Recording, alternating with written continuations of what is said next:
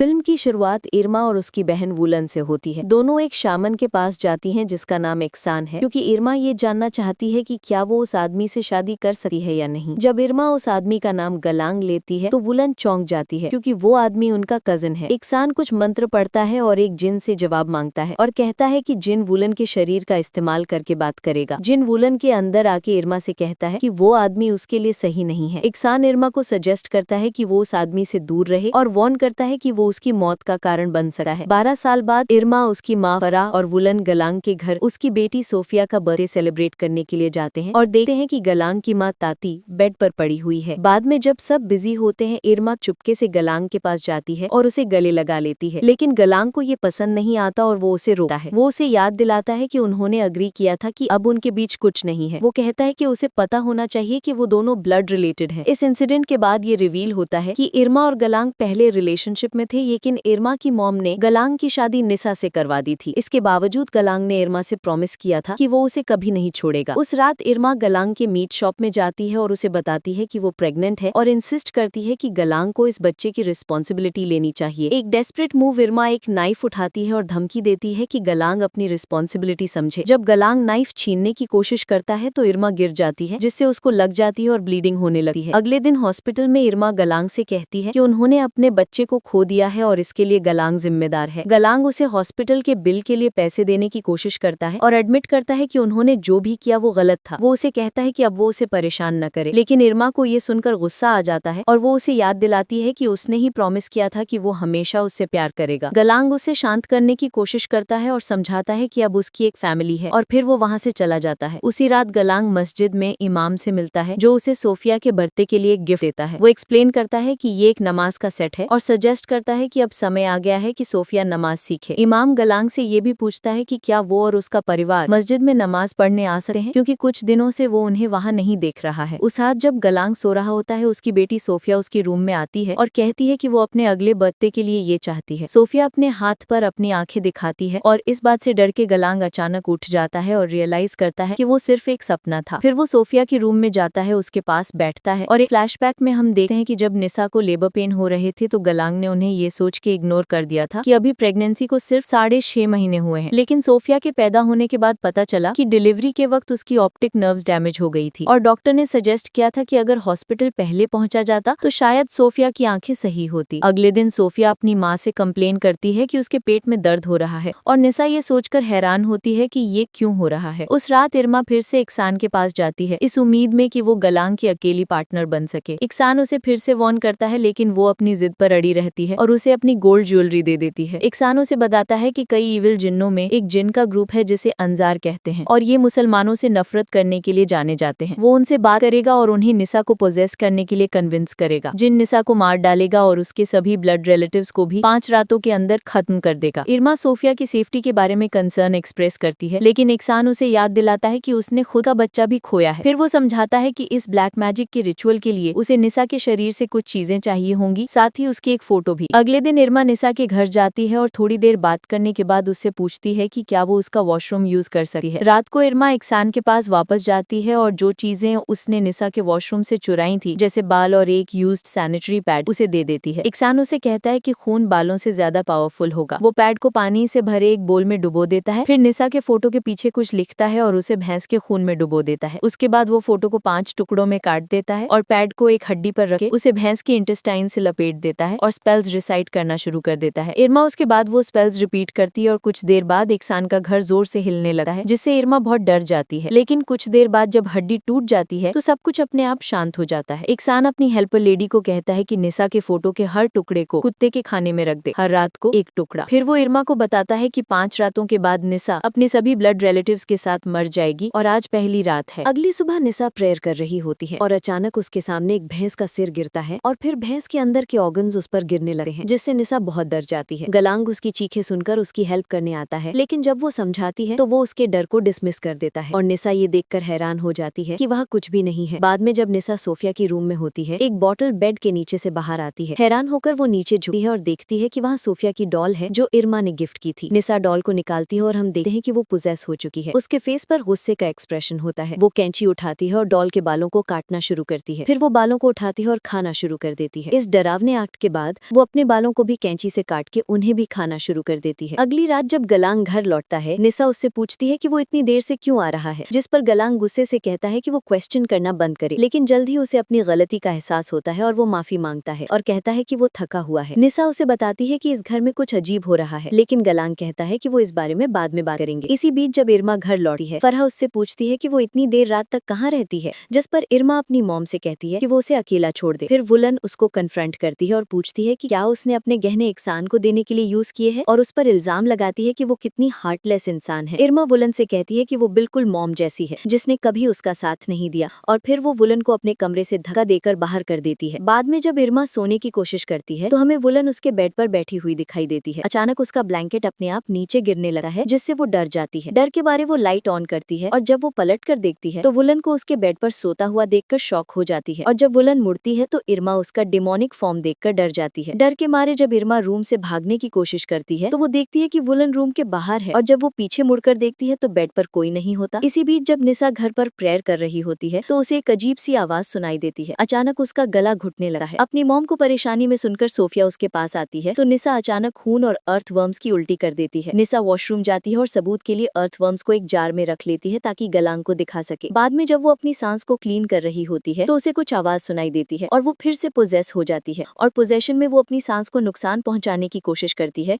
लेकिन अचानक वो होश में आ जाती है और अपनी सांस से माफी मांगती है। इसके बाद जब निसा पानी बदलने जाती है तो हम देखते हैं कि ताती के रूम का दरवाजा अपने आप खुल जाता है और वो अपने बेड पर नहीं है। हैरानी की बात यह है कि ताती जो काफी समय से बेड पर थी, अपने रूम से खुद चलकर बाहर आ जाती है। इसी बीच निसा ये देखकर हैरान हो जाती है कि जार में जो उसने अर्थवर्म्स रखे थे वो गायब हो चुके हैं। दूसरी तरफ ताती एक गरम सूप का भरा हुआ पॉट उठाती है और जैसे ही निसा उसकी तरफ देखती है, ताती उस गरम सूप को अपने ऊपर डाल देती है, जिससे ताती की बॉडी गल जाती है और निसा के सामने ही उसकी डेथ हो जाती है। तीसरी रात ताती के फ्यूनरल के दौरान इरमा को अपने कंधे पर किसी का हाथ फील होता है, लेकिन जब वो पीछे देखती है तो वहाँ कोई नहीं होता। लेकिन जब वो वापस मुड़ती है तो हम देखते हैं कि पोजेस्ड निसा उसे घूर रही है। जब सब प्रेयर कर रहे होते हैं, अचानक निसा सबके सामने आती है और जनाजे का कपड़ा हटाकर उसे पलट देती है। ये देखकर वहाँ मौजूद सभी लोग डर जाते हैं, लेकिन इमाम जल्दी से गलांग और उसके दोस्त वायु को निसा को पकड़ने के लिए कहता है और दूसरे लोगों को जनाजा सीधा करने के लिए कहता है। फिर इमाम उस जिन का सामना करता है और उससे कहता है कि वो निसा के शरीर से निकल जाए, लेकिन जिन मना कर देता है और कहता है कि वो वहाँ रहना चाहता है और उसके मामलों में दखल न दिया जाए। इस पर इमाम प्रेयर पढ़ना शुरू कर देता है और कुछ देर बाद वो जिन को कंट्रोल में कर लेता है और फाइनली जिन को निसा के शरीर से निकालने में सक्सेसफुल हो जाता है।